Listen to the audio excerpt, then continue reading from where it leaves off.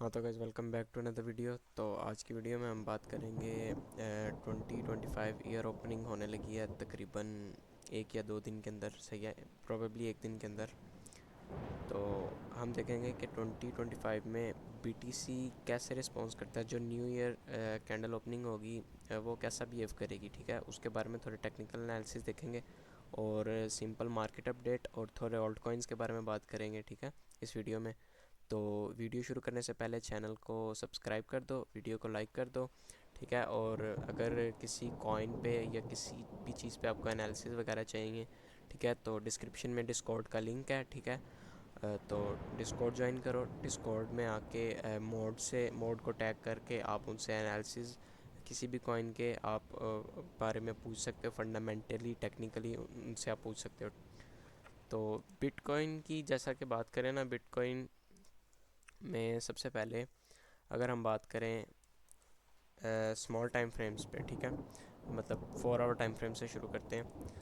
4 our time frame में ना कुछ चीज़ें ऐसी थी कि हमने ना 108 से ना 108,000 डॉलर से लेके 90,000 डॉलर तक ना एक रेंज बनाई हुई है फ़िलहाल, ठीक है, जिस रेंज में हम मूव कर रहे हैं, ठीक है।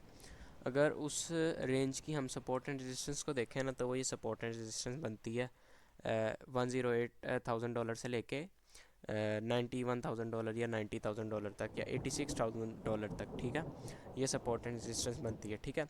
अब इस सपोर्ट एंड रेजिस्टेंस को ही अगर देखा जाए ना, तो इस सपोर्ट एंड रेजिस्टेंस में ही हमें एक चीज़ नज़र आ रही थी कि जब हमने बीटीसी के लेवल को 108 से हम गिरे, ठीक है, नीचे की तरफ एक इम्पल्सिव मूव डाउन हमने दिया, जो कि स्टॉक मार्केट में जो क्रैश आया था उसकी वजह से भी हम गिरे, और एक फंडामेंटल न्यूज़ भी थी जिसकी वजह से हम काफ़ी गिरे। उसके बाद हम ऊपर आए, ठीक है, दोबारा इस रेजिस्टेंस से रिजेक्ट हुए और फिर एक हायर लो बनाया और फिर एक रेंज फॉर्म कर ली हमने 99,000 से लेके 91,000 डॉलर तक एक रेंज हमने बना ली थी जी। अब एडवांस कॉन्सेप्ट क्या है हमारे पास जी? एडवांस हमारे पास ये है कि जैसे ही अब इसमें मैं आप लोगों को समझाता हूँ कि असल में चीज़ें कैसे प्ले आउट हुई हैं और हमने क्या किया, ठीक है। बीटीसी कैसे बिहेव कर रहा है। सबसे पहले तो हमारे पास एक ट्रेंड लाइन थी जिससे हम बाउंस हुए 1 दफ़ा, 2 दफ़ा और 3, इसको भी वीक को भी मैं काउंट करूँगा, और 4 और 5वीं दफ़ा हमने इसका ब्रेकआउट किया इम्पल्सिवली, ठीक है।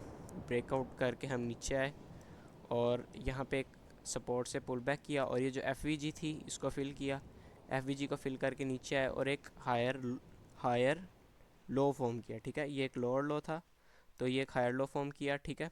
अब ये हायर लो फॉर्म करने के बाद मार्केट ने एक रेंज बनाई, ठीक है। रेंज में आके मार्केट ने क्या किया, जो प्रीवियस हाई था ना उसको टेकआउट किया। अब अगर तुम लोग देखो यहाँ पे मैं तुम्हें दिखाता हूँ कि जो ये प्रीवियस हाई था, ये जो गोल्डन लाइन तुम्हें नज़र आ रही है, इसके ऊपर एक एसएफपी क्रिएट हुई है। एसएफपी ये होता है कि यहाँ पे जितने भी स्टॉप लॉसेस थे और या लिक्विडेशन थी, वो एक विक लगा के मार्केट ने इसको ब्रेक करने की कोशिश की है, लेकिन इसके ऊपर होल्डिंग कर सकी और हाई स्वीप हो गया, ठीक है। हाई को स्वीप किया, लेकिन जो ये लॉस थे ना, ये वाला लो और उसके बाद ये लो स्वीप होना बाकी थे, ठीक है।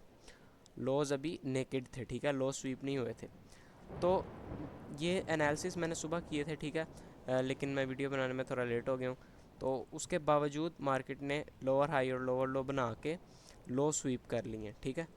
अब अच्छी बात हमारे लिए ये है कि जो न्यू ईयर की ओपनिंग होगी उसमें हमारे पास ये सीन होगा कि हम एक बुलिश मोमेंटम, एक इम्पल्सिव वेव अपसाइड दे सकते हैं, ठीक है। और उस इम्पल्सिव वेव में हम कहाँ तक जा सकते हैं, या न्यू ऑल टाइम है बना सकेंगे या नहीं बना सकेंगे, ठीक है। मैं ज़्यादातर इंटरेस्टेड हूँ फ़िलहाल क्या नाम लेते हैं 104 के लेवल तक, ठीक है। 104 का जो लेवल है ना, 0.786 वाला लेवल, मैं इस लेवल को देखूँगा। अगर यहाँ पे मुझे प्राइस एक्शन में थोड़ा सा वॉल्यूम लो नज़र आया तो मैं इस लेवल से शॉर्ट करूँगा। वो मैं क्यों शॉर्ट करूँगा, क्योंकि हायर टाइम फ्रेम पे एक चेंज ऑफ करेक्टर आया मार्केट में जिसकी वजह से लो और यहाँ पे लोअर हाई बन सकता है और then we come down to 80s, ठीक है। मैं इस तरह इसको प्ले आउट करूँगा, ठीक है। यहाँ पे तो हो गई बीटीसी की बात, ठीक है। बीटीसी के बाद हम देखते हैं बीटीसी के बाद डोमिनेंस की बात करते हैं, ठीक है। अब डोमिनेंस में ऐसा सीन था, डोमिनेंस के मैंने रिजेक्शन लेवल मार्क किए हुए थे जहाँ से ये अभी रिजेक्ट हुई है करंटली, ठीक है। तो यहाँ से ही रिजेक्ट हुई है फिब एक्सटेंशन से, और ये जो एक ट्रेंड लाइन थी ना, इसका ब्रेकआउट हमें देखने को मिला है अभी, ठीक है। तो इस ट्रेंड लाइन के ब्रेकआउट के साथ ये ग्रीन एरिया जहाँ पे मैं इसको देखता हूँ डोमिनेंस को कि कहीं इस तरफ मूव करेगी डोमिनेंस, इस ग्रीन एरिया तक आना डोमिनेंस का लाजमी है, ठीक है। अगर ये ट्रेंड लाइन ब्रेकआउट होती है तो हमें ऑल्ट्स का एक सेकंड लेग अप देखने को मिलेगा, ऑल्ट्स बहुत अच्छा परफॉर्म करेंगे, डोमिनेंस एक न्यू ऑल टाइम हाई की तरफ बीटीसी एक न्यू ऑल टाइम हाई की तरफ जा सकता है, ठीक है। और अगर डोमिनेंस की तरफ आया जाए तो डोमिनेंस भी अभी मतलब गिर रही है, और थोड़ी सी अगर देखा जाए तो स्टेबल भी है, मैं ये कह सकता हूँ। लेकिन ज़्यादातर ये 0.382 के लेवल से रिजेक्ट हुई है और ये दोबारा गिर रही है नीचे को, ठीक है। तो इसमें मैं एक नया लोअर लो देख सकता हूँ 57.10 या 57.16 की तरफ डोमिनेंस गिर सकती है, ठीक है। और अगर ऑल्ट्स की बात करें तो सोल में जो मैंने एक लोअर टाइम फ्रेम के एनालिसिस किए हुए थे, वो एनालिसिस ये थे कि सोल जो अभी है ना फ़िलहाल किस तरह मूव कर रहा है। सोल ने नीचे ऑल्ट कॉइन जितने भी है ना वो बिहेव बीटीसी की तरह कर रहे थे, लेकिन उनमें एक फ़र्क था कि जो सोल है ना उसने अपना प्रीवियस हाई यहाँ पे स्वीप आउट नहीं किया था, ठीक है। हाई स्वीप नहीं किया, ठीक है। लो स्वीप नहीं किए, ठीक है।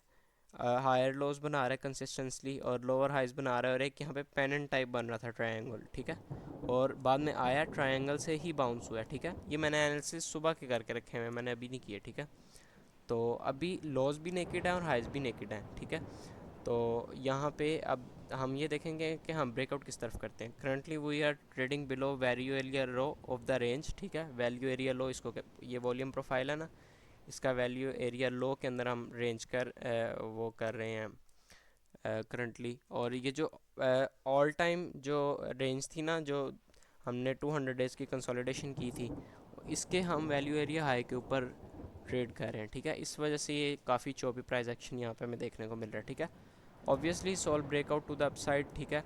सोल में भी मैं एक न्यू ऑल टाइम हाई देख सकता हूँ कि न्यू ऑल टाइम हाई अभी ऑल्ट्स की वैसे लेग अप नहीं हुई जिस तरह होनी चाहिए एक ऑल्ट सीज़न के लिए, ठीक है। तो सोल में मुझे न्यू ऑल टाइम हाइज नज़र आ रहे हैं, ठीक है। उसके बाद अगर बात की जाए डोज कॉइन की, डोज कॉइन को भी मैंने देखा था।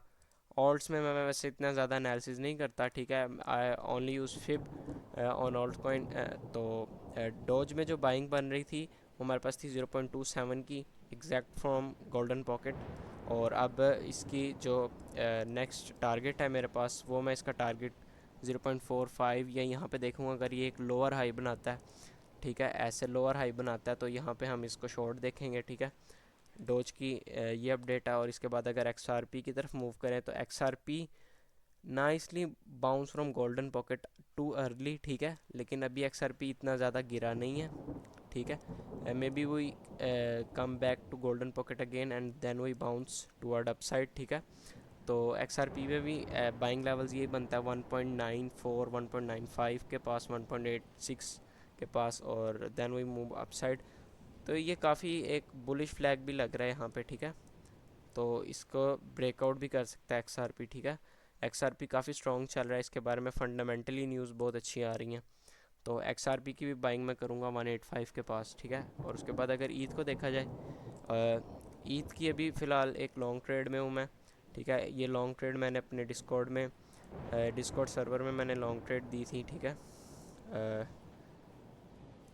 हाँ, ये डिस्कॉर्ड सर्वर है और उसमें मैंने ये लॉन्ग ट्रेड दी थी ईद की, और स्टॉप लॉस एंड एवरीथिंग, ठीक है। तो इतनी वॉलेटिलिटी के बाद भी स्टॉप लॉस नहीं हमारा हिट हुआ और अभी भी हम प्रॉफिट में हैं, ठीक है।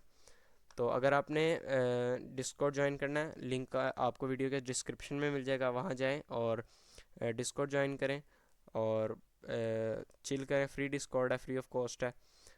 बाकी मिलते हैं नेक्स्ट वीडियो में, तब तक के लिए अल्लाह हाफिज़।